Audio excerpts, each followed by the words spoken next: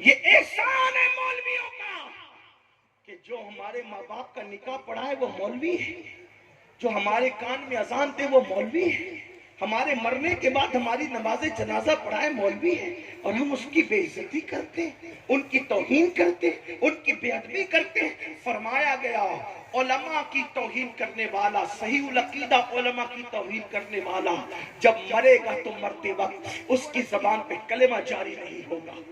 یاد رکھو، یہاں تک لکھا گیا ہے فتاوی رضویہ شریف میں امام اہل سنت نے لکھا، علماء کے گستاخ کا حال یہ ہے کہ مرتے وقت تو ڈر ہے کہ اس کا خاتمہ کفر پر ہو سکتا ہے، اس لیے اے اللہ کے بندو علماء کی توہین نہ کرو، علم کی توہین نہ کرو، علم کی طرف آؤ، علم سے کوسوں دور ہو۔ یاد رکھنا یہ مدارس آج جس کے جلسے میں آئے ہو، اللہ اللہ، یہ مدارس میں سے ایک مدرسہ ہے، جب تک کہ مدارس زندہ ہیں اس وقت تک اپنا دین زندہ ہے۔ بڑی معذرت کے ساتھ ہمارا حال یہ ہے، ہم لوگ اللہ اکبر شادی پر لاکھوں روپے تو خرچ کرتے ہیں لیکن تعلیم پر لاکھوں روپے خرچ نہیں کرتے۔ ہمارا حال یہ ہے، ہم اپنے پیر کی قبر پر 1,00,000 کی چادر تو چڑھا سکتے ہیں مگر اتنی رقم ہم مدرسوں میں دینے کا حوصلہ نہیں رکھتے۔ کچھ لوگ اس کا غلط مفہوم لیتے ہیں، یار مولوی لوگ چادر چڑھانے کے مخالف ہیں۔ میں نے کہا مولوی چادر چڑھانے کا مخالف نہیں بلکہ مولوی کا نظریہ یہ ہے 1,00,000 کی چادر کی ضرورت میرے پیر کو بعد وصال نہیں ہے، اس لیے کہ اگر وہ سچا پیر ہے تو اس کی قبر جنت کے باغوں میں سے پاک ہے۔ خدا نے اس کو جنت کا وہ حلہ پہنا دیا ہے کہ اب میری چادر کی 1,00,000 کی چادر کی اس کو ضرورت نہیں ہے۔ میں یہ نہیں کہتا نہ چڑھاؤ، چڑھاؤ لیکن 100 روپے کی چڑھا دو، 1000 کی چڑھا دو، 99,000 روپے جو ہے اپنے مرشد کے نام سے کسی مدرسے میں دے دو، تعلیم کے نام پہ دے دو۔ کوئی بیوہ کا بچہ اگر اسکول میں فیس نہیں بھر سکتا اس کے لیے لگا دو، کوئی کالج نہیں جا سکتا اس کے لیے لگا دو۔ یاد رکھنا ہم جس طرح دینی تعلیم کی تائید کرتے ہیں اور آپ کو ترغیب دیتے ہیں اسی طرح دنیاوی تعلیم کے لیے بھی کہتے ہیں اپنے بچوں کو ڈاکٹر بناؤ، انجینئر بناؤ، IAS بناؤ، IPS بناؤ، آپ اپنے بچوں کو آگے بڑھاؤ، اس لیے کہ یاد رکھنا علم کے اصل وارث تم ہو، مصطفیٰ جان رحمت کے کلمہ پڑھنے والوں، علم کے اصل حقدار تم ہو، علم تمہاری میراث ہے، حکمت تمہاری میراث ہے۔ لیکن افسوس آج میری قوم کا حال یہ ہے، غربت کا بہانہ لے کر لوگ علم سے کوسوں دور جا رہے ہیں۔ میں اپنی بہنوں کی توجہ چاہتا ہوں، عورتیں بڑی آسانی سے کہہ دیتے ہیں بچے کو 16 سال کا کر دیا اب وہ دلی جا کے مزدوری کرے، اب ہمیں پالے، وہ کلکتہ جا کر مزدوری کرے اب ہمیں پالے، وہ ممبئی جا کر مزدوری کرے اب ہمیں پالے۔ میں عرض یہ کرنا چاہتا ہوں میری بہنوں یاد رکھو اپنے بچے کو تھوڑی سی محنت کر کے پڑھا دو، اپنے بچوں کو اپنے بھائیوں سے کہتا ہوں تھوڑی سی محنت کر کے پڑھا دو۔ ہمارے ماہرہ کے سرکاروں نے ایک اعلان کیا تھا اور نعرہ دیا تھا آدھی روٹی کھانا پڑے تو کھاؤ لیکن اپنے بچوں کو پڑھاؤ۔ میرے آقا صلی اللہ علیہ وسلم کے دیوانوں صرف 10 سال اگر ہم اپنے بچے پر تعلیم کے حوالے سے محنت کرتے ہیں، چاہے مدرسے کی تعلیم ہو چاہے اسکول کی تعلیم ہو، اور آپ سے کہتا ہوں اگر اسکول کالج کی تعلیم دلاؤ تو دین کی تعلیم ساتھ میں ضرور دلانا۔ اس کی وجہ یہ ہے کہ اصل علم جو ہے وہ علم دین ہے۔ اگر علم دین کے ساتھ دنیاوی تعلیم دلاؤ گے تو بچہ تمہارا وفادار رہ جائے گا، ورنہ ممکن نہیں ہے۔ اس کو اچھی طرح یاد رکھنا، اپنے بچوں کو کچھ بھی بناؤ مگر پہلے ان کو مسلمان بناؤ، ان کو عاشق رسول بناؤ، ان کو دیندار بناؤ، ان کو کلمے کا صحیح جو ہے وہ کی معرفت عطا کرو۔ اللہ اکبر، یہ کیا ہو گیا آج کل پیسے کی لالچ میں چھوٹے چھوٹے بچوں کو ہم مزدوری پہ لگا دیتے ہیں۔ میں آپ سے عرض کرنا چاہتا ہوں آپ کہتے ہیں مولانا پیسے نہیں پڑھانے کے لیے، جتنا گٹکا کھا کے تھوک دیتے ہو، جتنا سگریٹ پی کر کے ہوا میں اڑا دیتے ہو، اللہ اکبر، جتنا پان کھا کر کے تھوک دیتے ہو، اگر مسلمان اسی رقم کو بچا لے تو ہم اپنے بچوں کو پڑھا سکتے ہیں۔ یاد رکھنا آپ کو بتاؤں میری ماؤں اور بہنوں کی خاص توجہ، اگر مائیں تہیا کر لے کہ میں اپنے بچے کو پڑھاؤں گی تو بہت کچھ وہ کر سکتی ہے۔ دستار بندی کا موقع ہے، مجھے ایک واقعہ یاد آ رہا ہے اپنی بہنوں کی اور آپ سب کی خاص توجہ۔ تھوڑی سی مشکل آتی ہے، تھوڑا سا وقت آتا ہے، تھوڑی سی تکلیف آتی ہے، لیکن اگر ہم ہمت سے کام لیں اور اپنے بچوں کو پڑھائیں تو ہمارا بچہ قیامت تک ہمارے نام کو زندہ کرنے والا بن سکتا ہے۔ حضرت سیدنا محبوب الہی خواجہ نظام الدین اولیاء کا نام تو سبھی نے سنا ہوگا، شاید ہی کوئی سنی کا بچہ ہو جس کے کانوں میں سلطان الاولیاء شیخ المشائخ شیخ الاسلام والمسلمین حضرت خواجہ نظام الدین اولیاء کا نام نہ ہو. جانتے ہیں خواجہ نظام الدین اولیاء اللہ اکبر چھوٹی سی عمر ہے, ان کی والدہ بیوہ ہو گئی اور آپ یتیم ہو گئے. تو جانتے ہیں کیا ہے حالات یہ تھے, گھر میں فاقہ رہتا تھا, گھر میں کئی کئی دن تک کھانے کو نہیں رہتا تھا. نظام الدین اولیاء فرماتے ہیں میرا بچپنا تھا جب ہمارے گھر میں فاقہ ہوتا تھا تو میری امی جو رابعۃ العصر تھی وہ یہ نہیں کہتی تھی کہ بیٹا آج فاقہ ہے. میری ماں یہ نہیں کہتی تھی, دیکھو بچوں کی تربیت مائیں کیسے کرتی تھی, میری ماں یہ نہیں کہتی تھی کہ آج فاقہ ہے, بلکہ میری ماں کہتی تھی بیٹا آج ہم اللہ کے مہمان ہیں. جب امی کہتی تھی آج ہم اللہ کے مہمان ہیں تو میں سمجھ جاتا تھا آج گھر میں فاقہ کرنا ہوگا. بلکہ کئی دن تک ماں کے جملے میرے کانوں میں رس کھولتے تھے کہ ماں کہتی تھی آج ہم اللہ کے مہمان ہیں, مطلب فاقہ کرنا ہے. آج ہم اللہ کے مہمان ہیں, آج فاقہ کرنا ہے. فرماتے ہیں کئی دن تک جب مسلسل گھر میں کھانا پکتا تو میں امی سے کہتا امی اب تم کب کہو گی کہ آج ہم اللہ کے مہمان ہیں, اس لیے کہ مجھے کھا کر کے وہ سکون نہیں ملتا جو یہ جملہ سن کر کے سکون ملتا ہے کہ آج ہم اللہ کے مہمان ہیں.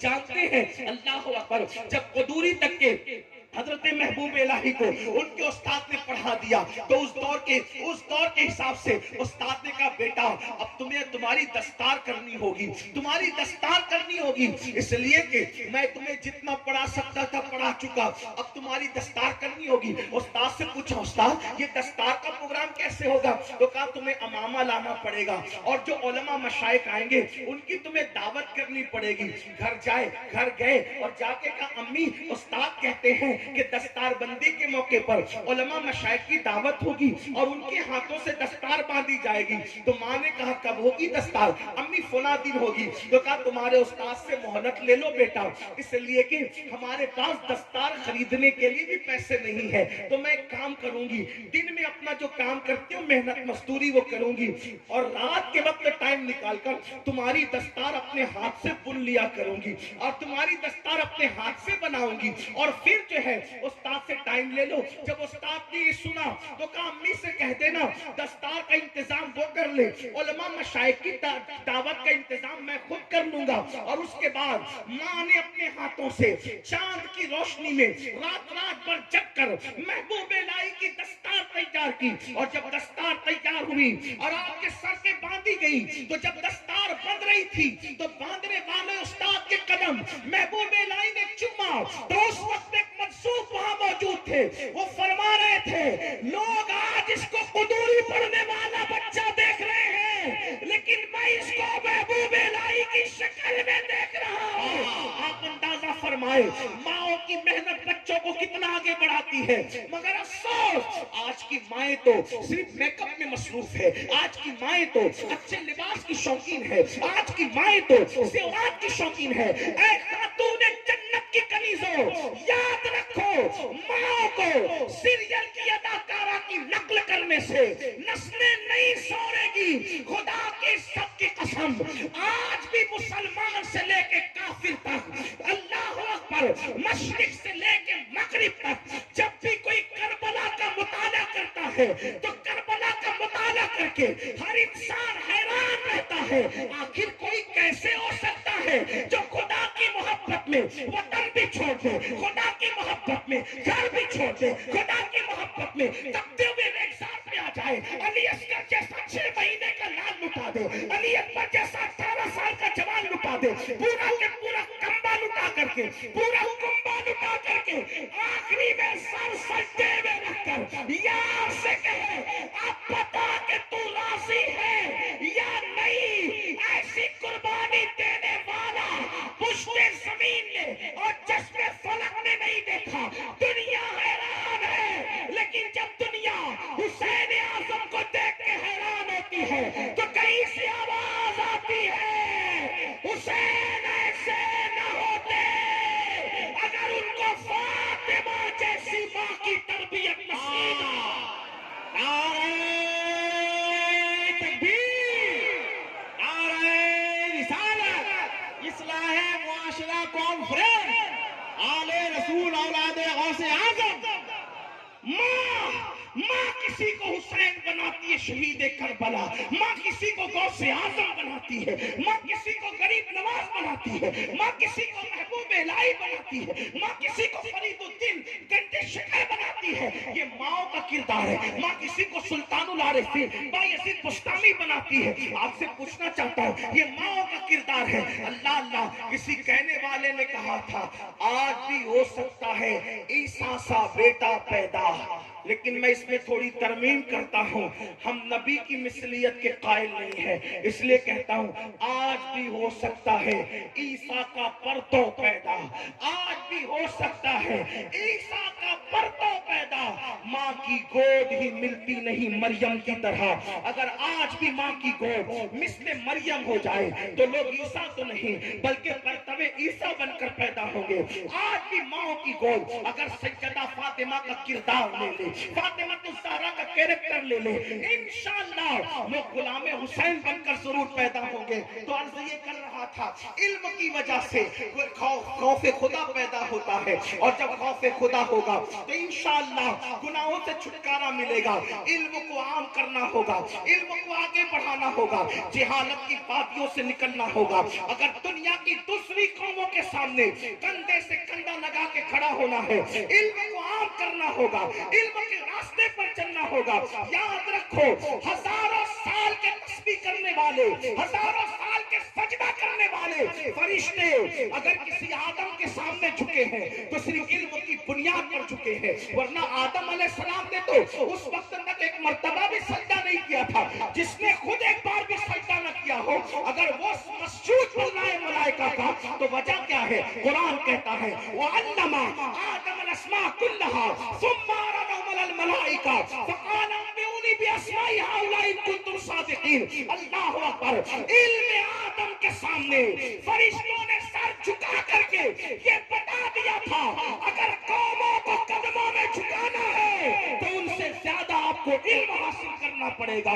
لیکن افسوس، اللہ اکبر، وہ قوم جو دنیا کو علم کی خیرات دینے آئی تھی، وہ قوم جو دنیا کو زیور علم سے آراستہ کرنے آئی تھی، وہ قوم جو دنیا کو علم عطا کرنے آئی تھی، آج وہ قوم علم سے دور ہوتی جا رہی ہے۔ یاد رکھیں، جامعہ اہل سنت غوثیہ رضویہ آئیے مدرسہ اور جتنے اہل سنت کے مدارس سے آپ کے علاقے میں، ان کی مدد کریں، ان کی امداد کریں، ان کا تعاون کریں۔ میں اپنی گفتگو کو جلدی سے سمیٹ رہا ہوں، اس لیے کہ میرے بعد ایک عظیم خطیب